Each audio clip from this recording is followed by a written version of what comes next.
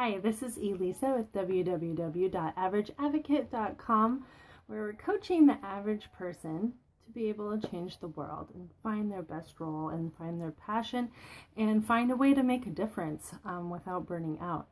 So today I was going to tell you just a little bit about why I told my daughter what periods were in Target, a very public place. And yes, there were lots of bystanders. Well, actually, I don't know how many lots defined as, but there were definitely people listening, and they all were like, and the reason you might be asking, why did you tell her about it there? And you can go to the blog post that I wrote about this that I posted today. But pretty much, I just felt like I couldn't back down, partially because of my principles, whether they are stupid or not, and partially because it wasn't the first time she had asked. But the most notable thing is that she didn't exactly respond the way that I thought that she would. And of course, everyone was listening.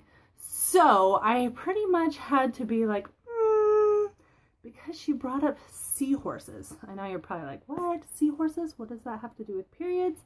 Well, you can go to the blog post and read the story if you're interested.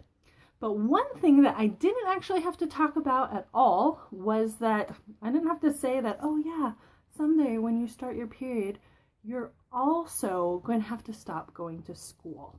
So you might be asking, why is that relevant at all? Well, pretty much there's 100 million, a big number, I'm not very good at saying numbers, 100 million girls who cannot go to school, mostly pretty much because of menstruation, which is pretty sad and kind of, like outside of my realm of thinking, like, oh, what? I mean, even my grandma was able to go to school and go to college and get a degree. So the fact that there are girls still around the world that do not have access to sanitary products, or that there's such a stigma of shame still associated with menstruation that it keeps them from being educated, that kind of blows my mind. And because education of girls is one of the most important things for countries to come out of extreme poverty and to reduce the cycle of poverty, I think it's kind of important. And even if it's not important, even if you might not think it's important on a social level, like on a personal level, I mean,